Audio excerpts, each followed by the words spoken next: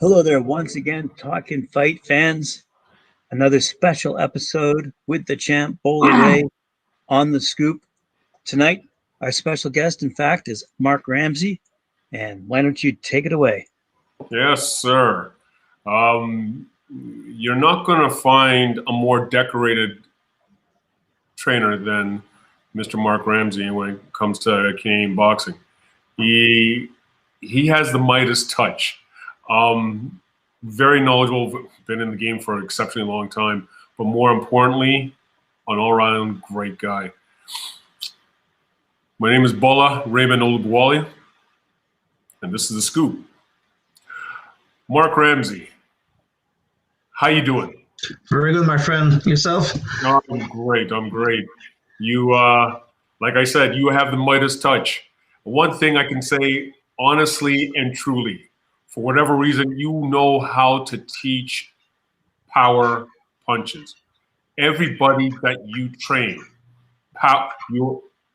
Pascal, ridiculously power puncher. Even Patrice Leroux, ridiculous power puncher. Now you got better beef. My God. What can you say? I don't know. I think that was also a question of hazard a little bit. Like, yes, this is a style of boxer. I think this is a profile of professional boxer that I like. I like offensive guy. Back in the days, my hero was Duran, and you can see a little bit of Duran inside of guys like Lemieux and Beterbiev and good puncher like this. But it's also I have the chance to work with those athletes who have this power. You can train a little bit power, but like guys like Beterbiev, first time he came to the gym, he already have that power. We just try to work a little bit on it. Fair enough. But the thing is, you still it can't be just chance. Like you have like one after another. Like if you're staring across the ring and you see Marc Ramsay, know that there's going to be hot missiles coming at you. So that's what I tell people. So. Yeah. But this is a little bit what I like to teach. Is also the thing. Of course, it's not only a chance. We work every day very hard in the gym. We try to work. You know, people very focused on the power thing. But when you have a guy, I will give the example of Beterbiev, who came to my gym first day, and he already have that power. But you need to control that power. Make sure you're always in balance. Develop power with speed, not only power for power, and that's the difference, especially at the high level. Like you're not gonna catch elite fighter just with raw power, and if you're slow, like you need good speed, good coordination, and very good balance also. Very good, very true. How did you get your start in boxing? What was the first? My God, it's a long time ago. I was about 16 years old. I was a very bad hockey player, but I was trying to get better a little bit. And I went to my local boxing club, who was very close to where you train with Patrice Leroux, close to Shawinigan, a little city called Cade-la-Madeleine, very close to Trois-Rivières City. And I went there just to get in shape for a hockey training camp, and I never went back to hockey. That's very sad. No. And I play hockey all my life. Wow. Yeah, I fall in love with that sport. I love that sport right away. And I remember I love to be a boxer, but like hockey, I was not that good. But I remember me looking at the coach and how he analyzed things, and for me, boxing was a giant chess game, and it was very something special for me and something interesting for me. That's amazing. That's across the board. That's what a lot of people are actually saying. Boxing is very cerebral. It's a thinking man's game, and the laymen out there in society, they don't see that. They just see the brutality. But there's a lot of chess game, a lot of moving parts that goes along with the game of boxing. Of course. It's very attractive and very intoxicating. So, like sometimes people, like what we heard a lot of people saying that speed before power and stuff like this. But the first quality of a boxer is It's here. Like, look at all the great fighters. Look at Ali. Look at the guys like Bernard Hopkins. Look at Andre Ward. Name it. Like, they all have that edge. Yep. They know how to win.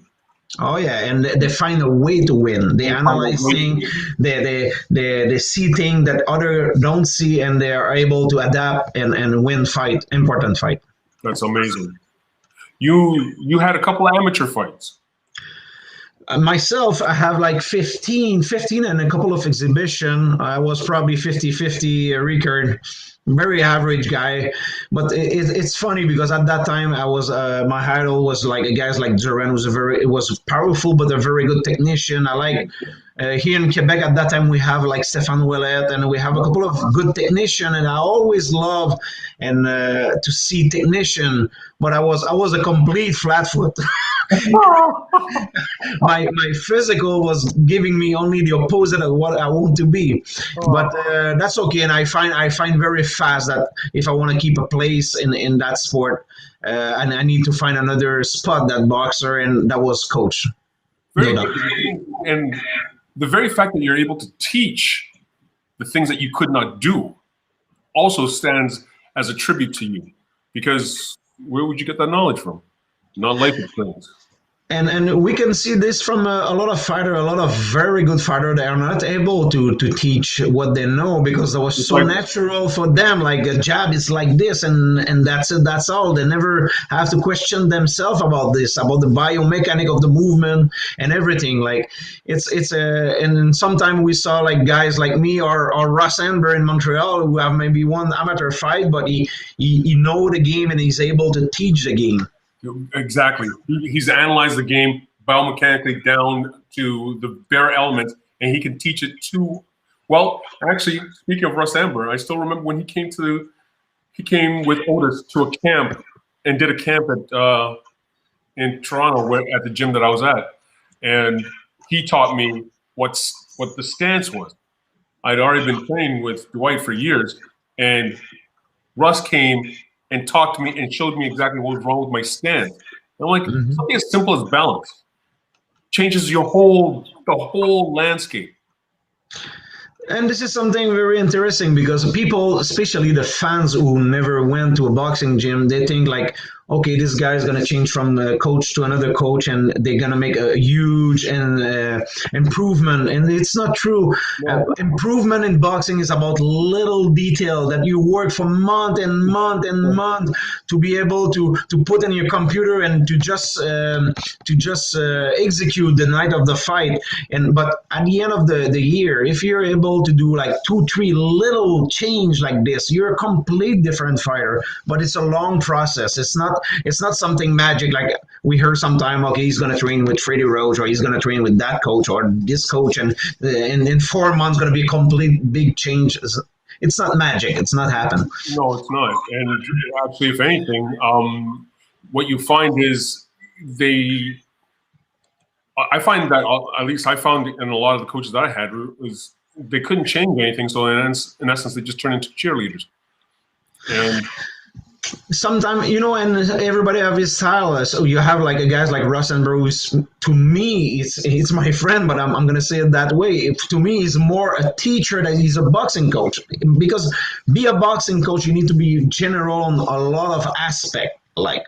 And be able to deal with a lot of different thing and different profile of boxer, psychological profile. Yeah. Russ is a teacher of the game. He knows technically what is, and he's able to teach. Some guys are very, very good motivator. Guys like Angelo Dundee was a great motivator, but I don't know about the other aspect of the coaching. We all have like strong point and weak point, and as a boxer, we try to be better every day. Russ could easily be a coach's coach. He could teach theory. He could teach strategy beautifully. I've actually witnessed it. But you're right. To be a coach is so many different facets when it comes to dealing with motivation, dealing with the very psychology to rev them up, to actually calm them down. Patience, it's going to come. and you have to adjust with every style, every profile of fighter. Like you can hack the same with everybody. Like I have fighter in the gym. I have to give them like a load of emotion, and then we have to push them and then be very emotional to them to create something. And the opposite, I have guys like Beterbiev. He don't want that at all. He want a corner very quiet, calm, and he want instruction, not too much and very precise. You don't want, like, you need to adjust from one guy to another one. It's not every all fighter are the same. Exactly. The late great Emmanuel Stewart used to say the exact same thing. He actually he told us how he couldn't stand. I didn't realize this. He couldn't stand Evander Holyfield. He couldn't stand training Evander Holyfield. Thought he was the laziest guy ever. Apparently, he'd actually go running with him. He would go running with Evander to get Evander ready for fights. And I'm like, I've always thought that Evander was a workhorse. Now, that's a coach. He's going to get out of his bed to ensure that his fight is going to be ready. He's actually going to work out with him. That's a different level, but maybe that's what made him great. And the other aspect is you can be a good coach for all the fighter. Like, I don't believe that guys like, oh, he's a good coach. Yeah, I think I can do a certain job with a certain type of boxer, and for other boxer, I'm not the guys that they need. And also depend where you catch them in their career. Also, sometimes this is not exactly what they need. They need something different, and you have to respect that. Like nobody's perfect. No, absolutely. You have a quite the stable of fighters. How do you balance so many fighters? At the end of the day, a common concept in coaching, which I was grateful to see that you don't practice this, is where in the amateurs, you'll have 30 kids training all at one time. You may have one, you may have two coaches in the gym with 30 kids. Mm-hmm. That's not a whole lot of individual instruction happening. When it comes to the pro gym, you can do that. But you still see a whole bunch of gyms doing that. Yes, but it's also dependent on the level of the fighter, the importance of the fight. The thing, when we start training camp, let's say I have 8 guys in the gym, and we do general stuff. I don't have date of the fight yet and stuff like this. We can train together. I put my guys together, and because I want to save energy, because also we're working on general ship stuff and basic stuff, like not relevant to a specific opponent. But when we have the date and we have like a specific profile of boxer, we know about our opponent, we need to work specific stuff. And I like to train my guys alone to be myself very focused on what I'm doing, and also my fighter be focused, not talking to the guys doing bag and blah blah blah. Exactly. It's professional boxing. You have to be professional. That's what quantifies you as being one step above the rest. Because I often say it, and don't get me wrong, I love Papa Adrian. I love Papa Adrian like there's no tomorrow, and you know. But when I fought when I won my Canadian title the first time, I still remember getting frustrated because I was working on the bag, and the workout that he was giving me to do, there was a pregnant woman working on the bag right beside me doing the same thing. Psychologically, that actually plays in my head. Yeah, but it's not always like possible. I have the chance to have some fighter who generate like decent money, and I can make a living out of this, and I'm able to apply this. But sometimes, like as a coach, you're gonna pass like 8 weeks to train somebody for maybe $200. Yeah. It's hard. You still have to make a living, and sometimes coach need to do other stuff around. It's not always possible. I have the chance to be in that position right now that I can do it, but it make a difference when you can just focus on one athlete. It's a completely different world. Yeah. How would you like to see the professional game differ? Now you live and work in the mecca of boxing when it comes to Canada. In Quebec, has more fights in Quebec than all the country combined. But there's still changes that could actually make it better. What would you like to see different? You mean in terms of Canada or international? Actually, no. First Quebec, then Canada. Leave international. You know, I will tell you. To be honest, I would like to see the rest of Canada rise. As there is nothing, nobody can convince me that Toronto or the west of the country can do what we do in Quebec. Like even maybe better. If you look at Toronto, you look at the size of the city, the money, the sponsorship, the possibility of sponsorship. I think now it's getting better and better. The promoter are more responsible and professional right now than was a couple of years before. I think it's getting there. But I would like to see the rest of Canada to raise a little bit, and we're gonna be able to make better exchange, because every time we do that, like we did a couple of very good fight between Ontario, Canada, and I mean at the professional level, not amateur level. Yeah. And this is always a great show, and the best fighter come on the top of it and is able after that to cross the border and challenge the rest of the world. And I think it's going to be something good for Quebec, but also something good for the rest of Canada, of course. I think it's very much necessary. You build a healthy rivalry, but you elevate everybody's game collectively.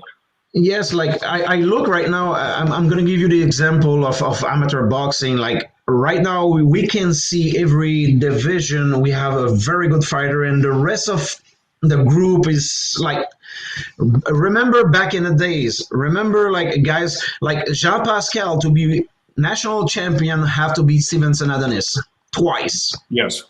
This is something. I remember division, like you always was in a war. If that was not with David Cadieux, was with Berman Steven, who was after world heavyweight champion professional. You have guys like this you need to beat.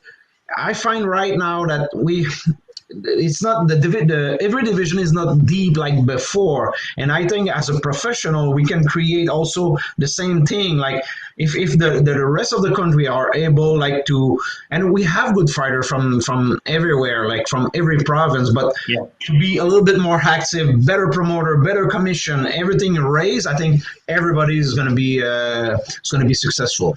Well, we are in Ontario, at least, is in the right direction. I think so. Yes. Yeah, we finally Ken Ayashi retired, and now it's a lot more attractive to not just promoters but boxing enthusiasts alike. So the new commission is doing a fantastic job. With the exception of this whole COVID business because we're shut down. But prior to COVID, we're actually gaining. We're putting on a lot more shows, and that's what's necessary. I think so. Yes. Oh, no, I'm glad. You have a fighter going to Mexico. Yes, Sadrizin Akhmedov is one of my very good prospect, like a kid from Kazakhstan, a so complete fighter, like fast, good puncher, very solid, world amateur champion. Like he have the amateur background also. This is very important for me, and he have all the tools to be one day like a champion, but he still have to learn his job, and now he's going to Mexico for his first North American title. I'm not going to be able to be with him. My assistant Samuel Dekari is with him right now because I'm moving for Russia next week to train Beterbiev, but he's there right now. Okay. Well, I want to wish you the best of luck. That's amazing. You make a full living off of boxing. That is like, there's only like 2, maybe another 3 people in the country that could say the exact same thing from your position. So you're doing something right, man. But I will tell you something. I was working on construction and doing amateur boxing, and I started a little bit of professional, and after that only amateur and professional and only professional. But you know what? At the end of the day, if the professional scene just fall down and I have to go back with my van and drive every weekend for amateur boxing, I'm going to do it. Because I love boxing. It's not a question of money. It's not a question of making my living. It's my dream. I'm happy about the situation, but I need boxing. Like if I have to take back the van, the young team, and go back on the road for amateur boxing, I'm going to do it. Good for you. Good for you. We need a lot more genuine coaches like you. This country's going to be back on top. But thank you. With that being said, Mark, I want to thank you, one, for being a friend, two, for coming on the show. I wish you the absolute best in Mexico. And what you call it? You are affiliated with both Group Yvon Michel and Eye of the Tiger? Actually, I'm an independent trainer. Like I have guys with Eddie Hearns, I have guys with Golden Boy, I have guys with Top Ring Boxing. Of course, in Quebec, Yvon Michel and Camille Stefan. Like I work with everybody. There is no problem with that. Oh, okay. Oh, well, that's obviously the best way to go. I think so. I work for my fighter. You know, they are the one at the end of the day who pay me. I work for them. Fair enough. That's great. We are running out of time here, but like again, thank you for coming out, and hopefully we'll see you soon with when this whole COVID stupidity ends. Yeah. Thank you, my friend. Thank you. Bye. Bye now. Thank you. Graham? Raymond? That was the Marc Ramsay. That's pretty awesome. No, he's an amazing guy. I forgot to actually bring up the fact we were in camp together. That's when I actually met him, really got to know him. I was in camp with the late great Patrice Leroux, and spent a month sparring and training with Marc and Patrice, and genuine, like, he's a boxing aficionado first and foremost, but a solid guy. But yeah, they don't make too many Marc Ramsays out there, unfortunately. Well, they must not. I mean, he listed off quite a lot of the heaviest promoters who have their boxers being trained by him. So, oh, by all means. No. How many world champions has he trained? He has Beterbiev, who is arguably, like, I don't know if there is a human being that can beat him. He had Pascal. He trained. Oh God, who else? Did he train Stevenson for a bit? I think he trained Butte for a bit too. Like he's trained quite a few world champions, not national, not North American, world champions. So yeah, good guy. But with that, awesome interview. It was good. With that being said, if you like this interview, if you like this show episode, please smash the like button and subscribe. It's your boy Bola. And that's the scoop. Thank you very much, and we'll see you tomorrow.